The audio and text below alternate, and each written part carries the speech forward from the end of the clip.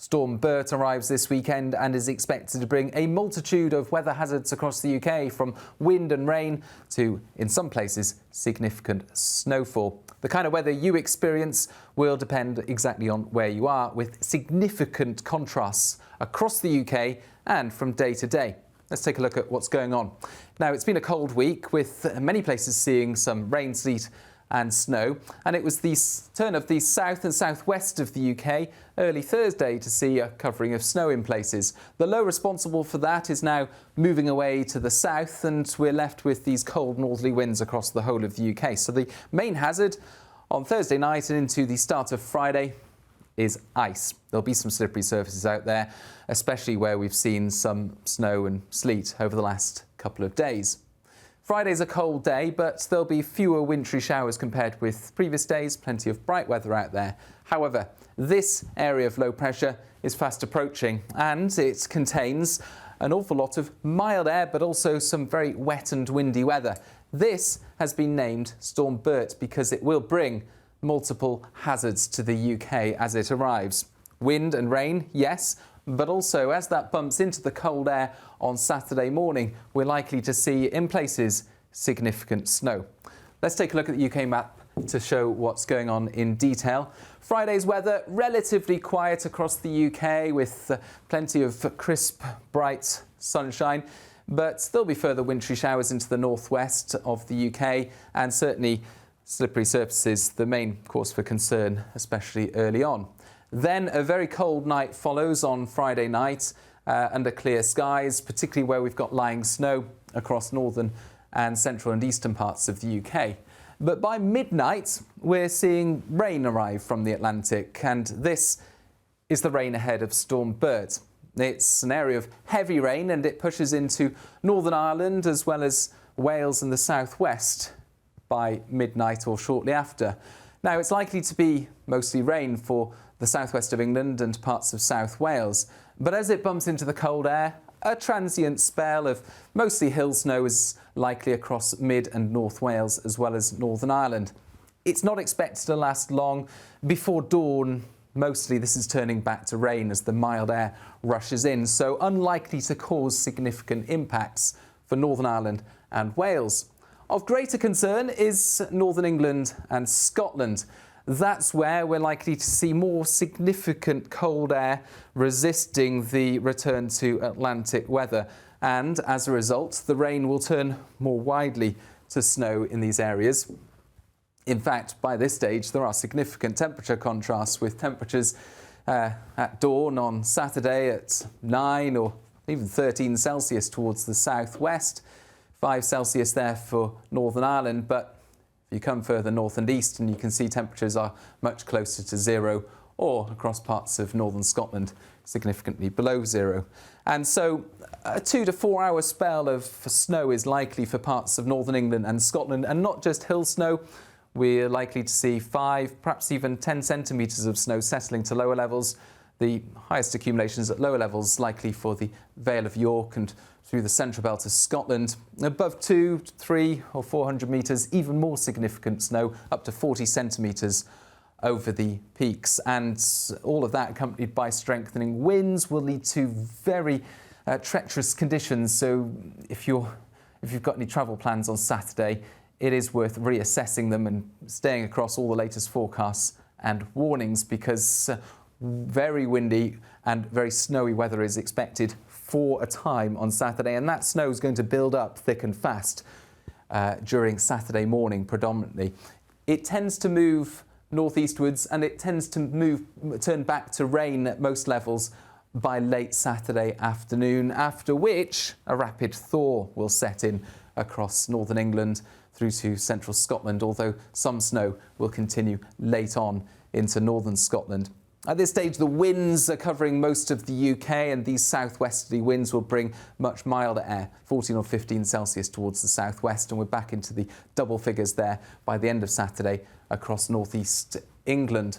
So let's take a look at the snow and the snow depth specifically. This is the snow depth at midday on Saturday. The key is here, and what you can see on the map is that parts of North Wales and northern England as well as Scotland are seeing significant snow amounts at this stage, lying snow, with 10 to 20 centimetres widely, up to 40 centimetres over some of the higher peaks across northern England and Scotland. Even across parts of the central belt, we've got 5 to 10 centimetres of snow, likewise for the Vale of York.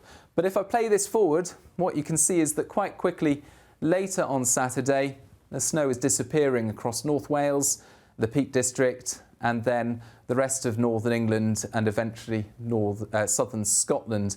So a rapid thaw sets in, particularly during Saturday evening and overnight, with that snow turning back to liquid and, of course, adding to the rain that's going to be falling at this stage. So there is significant rain on the way as well, and the risk of the highest totals of rain likely across parts of Wales, Western England and Northern Ireland. This is the total rain we're expecting between the time of recording this and the end of Sunday. And what you can see is fairly widely 25 to 50 millimetres of rain across southwest England, parts of Wales, northwest England and Northern Ireland, and in some places, particularly higher parts of South Wales, more than 100 millimetres of rain accumulating. The one saving grace from all of this is that it's been a very dry November so far, but there's still, with this amount of rain, the risk of flooding. In addition to the rain and the snow, there are the strong winds. Now, this graphic shows the highest wind gusts that we're expecting on Saturday. And as you can see, fairly widely, wind gusts in excess of 50 miles an hour, in some places 60 to 70 miles an hour, particularly across some of these northwestern coasts, and one or two of the more exposed spots are at risk of seeing 75 mile per hour winds. It stays blustery into Sunday, but not quite as windy, although the strongest winds once again towards the northwest, and also could see wind gusts of 60 miles an hour or more affecting the south coast on Saturday night and into Sunday. So a very blustery weekend, and at first we've got the heavy snow and then we've got the heavy rain accompanying all of that wind. And just briefly on the temperatures, what a remarkable contrast in the temperatures from what we've got at the moment to what we'll end up with later in the weekend. These are the maximum temperatures each day. It's likely to be a very late max on Saturday, by the way, as the mild air arrives, probably not until late evening. But you can see that contrast from the mid to low single figures, maximum temperatures on Thursday and Friday, to 16 degrees or even 17 Celsius in places on Sunday. A similar contrast over the next few days with the minimum temperatures. In some places, the lowest temperature on Saturday night will be 14 or 15 Celsius, and that includes places where we've seen some snow over the last few days and could see some snow this weekend. So just to give you an indication of that, we can draw a little dot on the map here, and it brings up somewhere near Hull a temperature climb from 1 degrees early Saturday up to 15 degrees by Sunday morning, which obviously contributes towards that rapid thaw. And you can just about trace anywhere on the map here and see a similar remarkable temperature climb from Saturday morning through to Sunday morning. So a very quick thaw of any lying snow by the time we get to Sunday morning. Here's a summary of the weather warnings. Snow warnings across northern parts of the UK from the Peak District through to northern Scotland. Rain and snow for many areas because it will start off at 2 to 4 hours of heavy snow with the accumulations mounting up rapidly. 5 centimetres at lower levels, 10 centimetres for the Vale of York and up to 40 centimetres over the hills. Could lead to power outages as that snow accumulates on power lines. Blizzards over hills because of the strong winds as well, and atrocious conditions for travelling during that period of heavy snow. Amber warning there for central Scotland. That's where the most significant and longest lasting snow is likely. Meanwhile, wind warnings covering those areas most likely to see 50 to 60 mile per hour wind gusts, effectively coastal areas, but also some exposed hills towards the northwest, and the risk of 70 or 75 mile per hour wind gusts in places. Also the south coast, worth bearing in mind, those winds will strengthen later Saturday and into Sunday. Again, 50, 60 mile per hour wind gusts.